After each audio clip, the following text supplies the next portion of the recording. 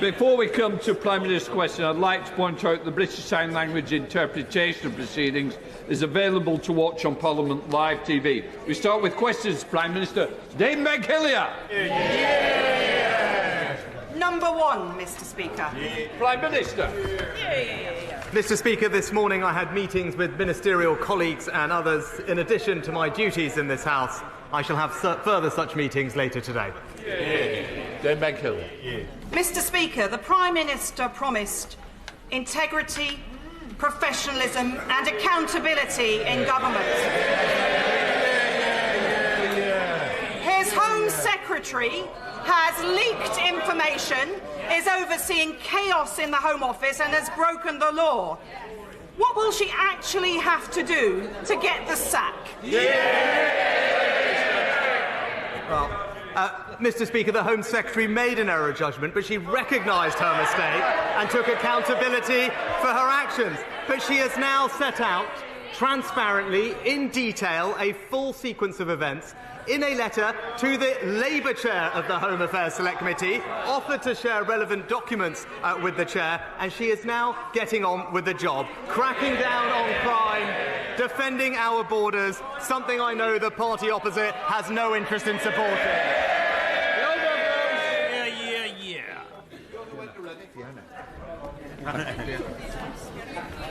My 19-year-old Congleton constituent, Mary, who has been in care much of her life, has worked long and hard by childminding and in other ways to save £3,600 to help support herself at university. Mary now faces her university studies with no savings and no means of recovering them because it has all been stolen from her in a few seconds by a heartless scammer pretending to be her bank. What assurance can the Prime Minister give that the government is working hard to help prevent this type of all-too-common, despicable crime and bring the perpetrators to book?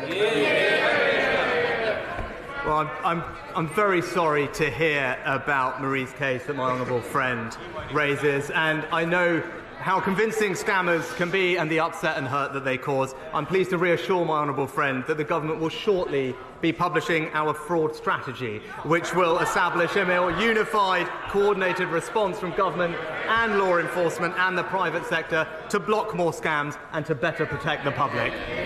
We now come to the Leader of the Opposition, Keir Starmer.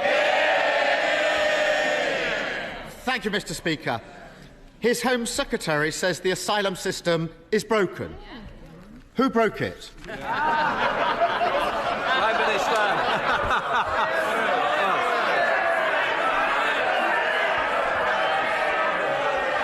Well, Mr. Speaker, let's just we can look at the record on migration policy. Let's look at it. What did we on this side of the House do? We gave the British people a referendum on Brexit. We delivered Brexit. We ended the free movement of people, Mr. Speaker. That's our record on migration policy. It's not something the honourable gentleman supported. He opposed it at every turn, and it's not what the British people want. No one wants open borders on this side of the House. They've lost control of the borders on their side of the House. Mr. Speaker, four Prime Ministers in 5 years, and it's the same old, same old. He stands there and tries to pass the blame. If the asylum system is broken, and his lot have been in power for 12 years, how can it be anyone's fault but theirs? Mr. Speaker, people rightly want to see us getting a grip of migration in our borders. But let's look at the record. Let's look at the record. The right honourable gentleman, he voted against the Nationality and Borders Bill. He said he would scrap the Rwanda partnership. He opposed the ending of free movement of people. Look, border control is a serious, complex issue. But not only does the party opposite not have a plan, they have opposed every single measure we have taken to solve the problem. You can't attack a plan if you don't have a plan. We voted against it because we said it wouldn't work, and it hasn't worked. He says he's getting a grip, he's got a plan. So let's have a look at that plan. The Rwanda deal was launched in April. It cost the taxpayer £140 million and rising. The number of people deported to Rwanda is 0. Since then, 30,000 people have crossed the channel in small boats. It's not working, is it? He hasn't got a grip. Mr. Speaker, we on this side of the House are clear that we want to defend our borders. When the Shadow Home Secretary this weekend was asked, she couldn't answer a simple question if the party opposite was in favour of higher or lower migration. It's that simple. The Home Secretary and I, when it comes to tackling on migration, reducing migration, we are on the same page. That party's policy, it's a blank page, Mr. Speaker. Mr. Speaker, blame others, deflect, attack on something else. So much the new age of accountability. Of all the people who arrived in small boats last year, how many asylum claims have been processed? Prime Minister. Mr. Speaker, we do need. Mr. Speaker, not enough is the answer, very straightforwardly. Not enough.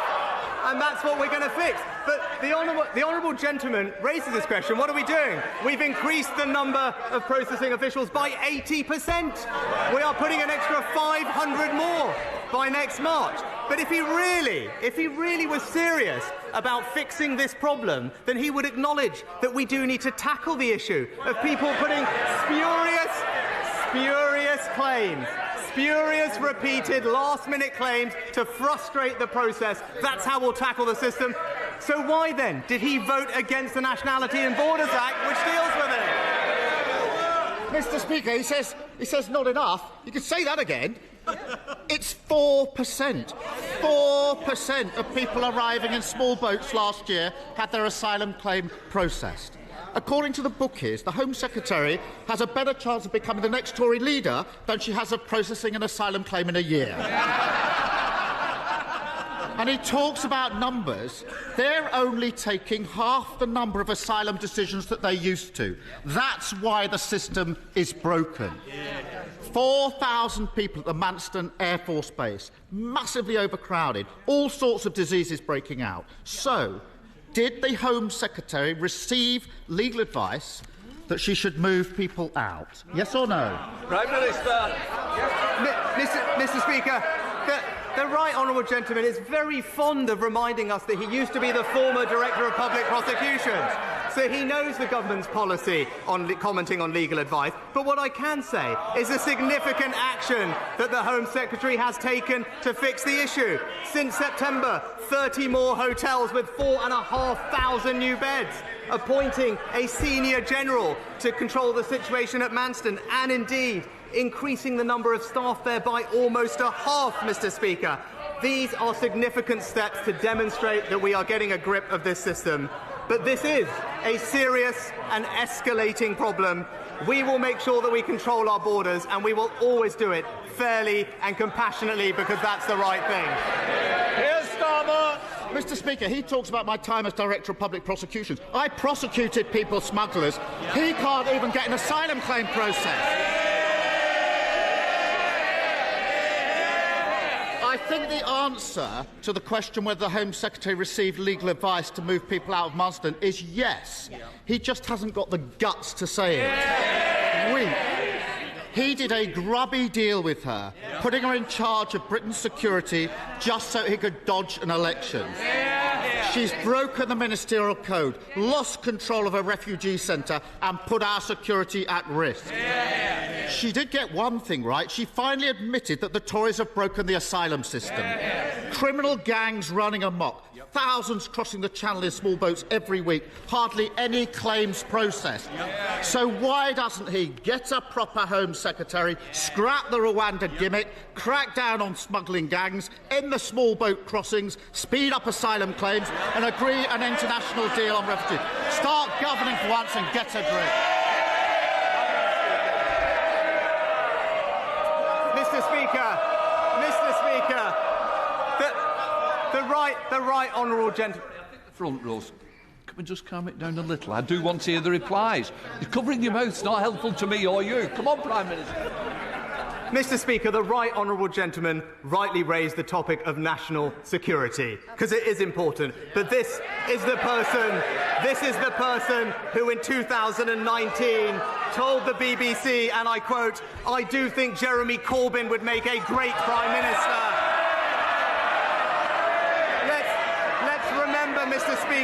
Mr. Speaker, let's remember that national security agenda, abolishing our armed forces, scrapping the nuclear deterrent, withdrawing from NATO, voting against every single anti-terror law we tried, befriending Hamas and Hezbollah.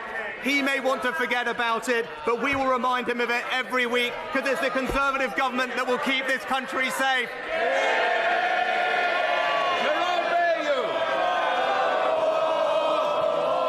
To my register of interest. Mr. Speaker, right now we are suffering the worst outbreak of avian flu ever recorded. Hundreds of thousands of birds are being destroyed to stem the spread of this terrible disease. The government's acted quickly to bring forward compensation for live birds culled to 48 hours after confirmation of disease. But even this short delay is causing significant losses to farmers in Broadband as the disease wreaks havoc to flocks. Dead birds are not compensated. Today is Back British Farming Day. Will my right honourable friend take this opportunity to back British farmers and agree compensation for all affected birds from the date when disease is confirmed? Prime Minister. Mr. Speaker, as someone who represents a very rural and farming community, it is a great pleasure to back British Farming Day and join with colleagues on all sides of the House in doing so. But my honourable friend is right to highlight that outbreaks of avian flu this year are on track to be some of the worst on record.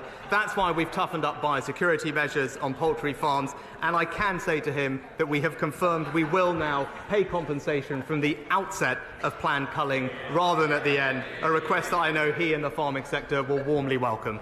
Leader of the SNP, Ian Blackford. Thank you, Mr. Speaker. In May of this year, the new Prime Minister told this chamber, and I quote, "I can reassure the House that next year's benefits will be uprated by this September's CPI, and the triple lock will apply for the state pension." But last week, the Prime Minister repeatedly refused to say if he would keep to a promise that he made only 5 months ago. Prime Minister, people don't need to hear any more spin about compassionate conservatism. People just need a straight answer to a simple question. Will he keep his promise and lift benefits and pensions in line with inflation? Minister. Well, Mr. Speaker, we do now have an excellent new Chancellor, and I'm looking forward to his autumn statement in a couple of weeks. It wouldn't be right to comment on individual policy measures before then, but I think everyone knows we do face a challenging economic outlook and difficult decisions will need to be made. But what I would say is that we will always, as my track record as Chancellor demonstrates, have fairness and compassion at the heart of everything we do. Well, Mr. Speaker, it was a very simple question asking for the Prime Minister to reiterate what he promised just 5 months ago. For the second week running, he still won't give a straight answer to the most vulnerable that require support. The Prime Minister keeps telling us that difficult decisions need to be made, but austerity 2.0 isn't a difficult decision. It is what it has always been, a Tory political choice to hit the poorest hardest. In the week that BP saw quarterly profits of £7.1 billion, why not take the easy decision to bring in a proper windfall tax? Why not take the easy decision to reinstate the cap on bankers' bonuses? Why not take the easy decision to scrap the non-dom tax avoidance? And with all that new revenue, why not stand up today and take the easiest decision of all, to protect those most in need and increase benefits and pensions in line with inflation? Well, Mr. Speaker, the honourable gentleman raised the issue of North Sea, and this is a point of significant difference between his party and ours. As Chancellor, I introduced the new levy on oil and gas companies because I believe that was the right thing to do. But where we will always differ is we believe that our North Sea producers do have an important role to play in our transition to net zero. They are an important source of transition fuels, and we will make sure that we support them to invest in exploiting those resources for the British people. Thank you, Mr. Speaker. Can I firstly welcome the IPU delegation from Madagascar who are in today's viewing gallery. More locally, I'm delighted that next year Openreach will be rolling out ultra-fast broadband in Wigginton in my constituency. But other rural areas of South West Hertfordshire, like Dudswell, are still in dire need of better connectivity. Can the Prime Minister update the House on the progress of the £5 billion Project Gigabit? Prime Minister. My honourable friend is absolutely right to recognise the role of broadband in providing levelling up opportunities across our economy. That's why we invested £5 billion in Project Gigabit, and now we have 71% of UK premises having access to this from just 5% when we came into office. I'm very pleased to tell my honourable friend that we will be launching a procurement to provide gigabit coverage for his area in the coming weeks. Thank you, Mr. Speaker. The Prime Minister will know that it's Scotland's energy resources that feed corporate profits and keep His Majesty's Treasury pumped full of cash to the tune of £8 billion in the last 9 months alone. In return, candidates in the summer Tory leadership contest tried to outdo each other in their contempt and hostility to Scotland's democracy. So without falling back on the "you've had your vote" trope, can the Prime Minister tell me, is Scotland in a voluntary and respectful union of equals as claimed in 2014, or are we hostages in a territorial British colony? Minister. Mr. Speaker, what people across Scotland rightly want to see is both their governments working constructively together to improve their lives. That's what we will do on this side of the House. And part of that is actually supporting Scottish energy producers, which he is right, have a vital role to play in enabling our transition to net zero and improving our energy security, and those Scottish companies will have our full support. Scott Benson. Thank you, Mr. Speaker. Nearly 40,000 illegal immigrants have crossed the Channel so far this year, landing taxpayers with a hotel bill of £5.6 million per day to accommodate them. Is it any wonder that millions of people in this country are furious with the situation? Prime Minister, during the summer you set out a comprehensive 10-point plan to tackle this issue. Everybody on this side of the chamber wants you to succeed in this aim. When can we expect the firm action the British people are demanding? Well, Mr. Speaker, I know this issue is rightly a priority for my honourable friend. It's a priority for his constituents, and I can reassure them that it is a priority for me and this government too. Whether it's the Nationalities and Borders Act or the further measures we are planning to take, we will defend our borders, stop the illegal crossings, and ensure that there is fairness and compassion in our system. That is the way to restore trust, and that is what his constituents and the British people deserve. Jimmy Still. Here. Mr. Speaker, I have a constituent who is a supermarket worker. She's paid 4 weekly because she receives one double salary payment. There's 1 month of the year where she receives no universal credit. Normally not an issue, Mr. Speaker. However, because universal credit is linked to the cost of living payment, my constituency now no longer qualifies for the £320 that could see her through the very worst of a cold Highland winter. What could the Prime Minister do to mend this gap in the cost of living support? Prime Minister. Mr. Speaker, what I can tell the honourable gentleman is we also provided discretionary funding, which was provided through Barnett to the Scottish Government, especially to deal with cases like the one that he raised. But we'd be very happy if he wants to write to us with the constituents' details to look into it. But discretionary funding was made available, especially for cases like that. Great. Thank you, Mr. Speaker. I was visited at one of my surgeries in Broxtowe by my constituent, Aaron Horsey. In his arms was his 3-week-old newborn baby, Tim. Aaron's wife, Bernadette, tragically passed away whilst giving birth to Tim. Aaron came to see me regarding the disparity that exists over shared parental leave. The current eligibility requirements differ between that of the surviving birthing partner as compared to the surviving non-birthing partner. And this meant in Aaron's case he was not entitled to leave to raise his son. Would the Prime Minister ensure that both my constituent and I can meet with the relevant minister to make sure that we move towards a future where parents are not in this position? Prime Minister. Well, I know the whole House will join me in extending our condolences to Aaron following the tragic loss of his wife, and I thank my honourable friend for raising this issue. Employed parents can benefit from statutory support depending on personal circumstances. I'm very concerned to hear that that is not happening in this case, and I will of course ensure that he gets a meeting with a relevant minister as soon as possible to resolve this issue. Mr. Speaker, will the PM join me in condemning opaquely funded so-called think tanks who exert so much influence on gullible politicians that their policies were able to almost crash the UK economy just weeks ago?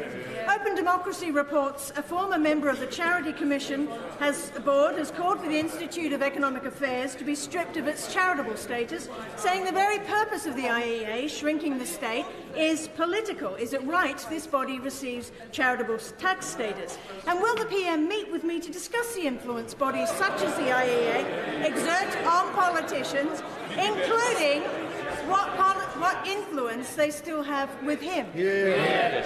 Well, Mr. Speaker, obviously charitable status is a matter for the Charities Commission, but more generally, I actually do believe in free speech and vibrant debate of ideas. That is a good thing, and we should do absolutely nothing to stamp it out, even when we disagree with it. Dr. Julian Lewis.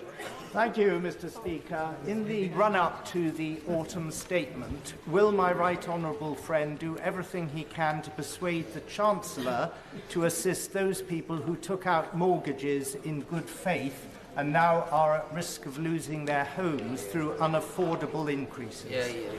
Prime Minister. Well, Mr. Speaker, my honourable friend is absolutely right to raise mortgage payments. It's why it is absolutely crucial that we put our public finances on a sustainable footing to limit the increase in interest rates, because ultimately that is what puts pressure on people's mortgage payments. That's what this government is determined to do. And in the short term, there are support available through the welfare system for those with mortgage payments, and I hope he can direct his constituent to those. Thank you, Mr. Speaker. Given the continued Russian invasion and the now illegal annexation of parts of Ukraine, will the Prime Minister recommit his government to pursuing the full and proper accountability, including through the International Criminal Court, of those who violate international law in territories that they occupy? And in particular, will he pursue the rigorous application of the 4th Geneva Convention in terms of the treatment of civilian populations in militarily occupied areas? The honourable gentleman for his question, which is absolutely right. I can confirm we will continue with the policy that the previous government put in place, and I think it's something that we can be proud of, that we provided, I think, the earliest technical support to gather evidence to put cases together for future prosecutions at the ICC. We will continue to gather evidence, provide support to the Ukrainians, because he's absolutely right. What we are hearing is abhorrent, it's wrong, and those who are conducting these things must be held to account. Simon Hall. Thank you, Mr. Speaker. My right honourable friend and I both represent rural constituencies, and he will know the difficulty in securing both NHS dentistry and GPs in rural areas. We on this side of the House know that the financial decisions that he and the Chancellor are going to be taking are going to be tough. Notwithstanding that, can I urge him to ensure that as many initiatives as possible can be supported and put in place in order to make sure that GPs and dentists know that working in rural areas is an attractive place, and to encourage their recruitment and retention? Prime Minister. My honourable friend is absolutely right about the importance of healthcare provision in rural areas, which our constituents feel acutely because of the distances they have to travel. He has my assurance we will continue to prioritise both dentistry and GP recruitment to make sure that everyone in this country has access to the primary health care that they need and deserve. Chris Black. Thank you, Mr. Speaker.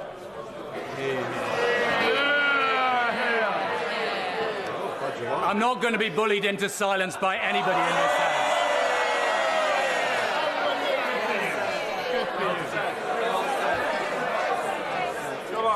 With the highest peacetime tax rates, food inflation running at 11.6%, mortgage rates rising dramatically, and a £50 billion hole in the public finances, the Prime Minister knows that Britain's broke.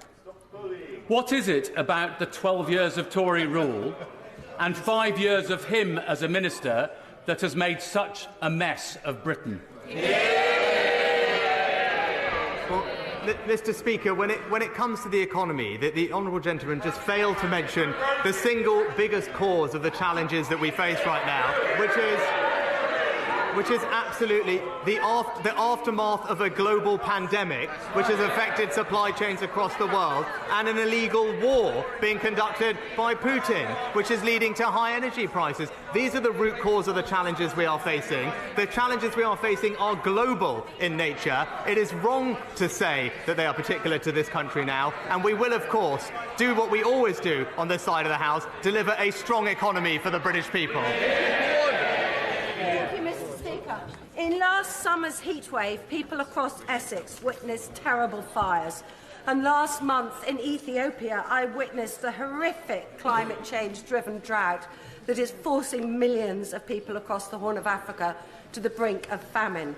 I've discussed climate change with my right honourable friend. I know he cares, and it's great that he's going to Sharm el-Sheikh. But we, the UK, brought the world to Glasgow for COP26. It's vital that we remain world leaders on climate change. So please confirm this government will fulfil the promises that we, the UK, made in Glasgow. Yes. Well, can I thank my honourable friend for her work and role that she has played in us championing the fight against climate change. And I agree with her. There is no long-term prosperity without action on climate change, and there is no energy security without investment in renewables. That's why I will attend COP27 next week to deliver, Mr. Speaker, on Glasgow's legacy of building a secure, clean and sustainable future.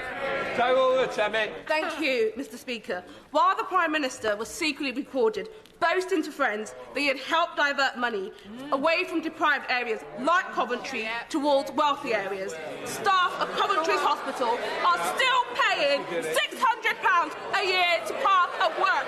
So when will the Prime Minister stop hammering working people in my community? Well, Mr. Speaker, I think the Honourable Lady was asking about car parking in NHS hospitals, if I'm understood her rightly. We did introduce temporary free car parking during the pandemic. That was the right thing to do. And now all NHS trusts that charge for parking have implemented our free parking manifesto commitment for those in the greatest need, including hard-working NHS staff who work overnight. Anthony Bagdell. Speaker, on Back British Farming Day, will the Prime Minister recognise with all members of the House the important role that farmers take and recognise that public money for public good means producing food in this country? But could he also recognise the value that our trade deals are doing in allowing us to export our high-quality produce around the world, in particular the Australia Agreement, where a member of this House will be able to enjoy a certain delicate cut in his bush trucker trials? Well, Mr. Speaker, I agree with my honourable friend. British farmers are indeed the lifeblood of our nation. I join him in celebrating their contribution. I agree with him we need to prioritise food security, and he is right to champion free trade deals. They open up new markets and new opportunities for great British produce, and we will continue to open up more markets for our farmers everywhere. Boris Sherman.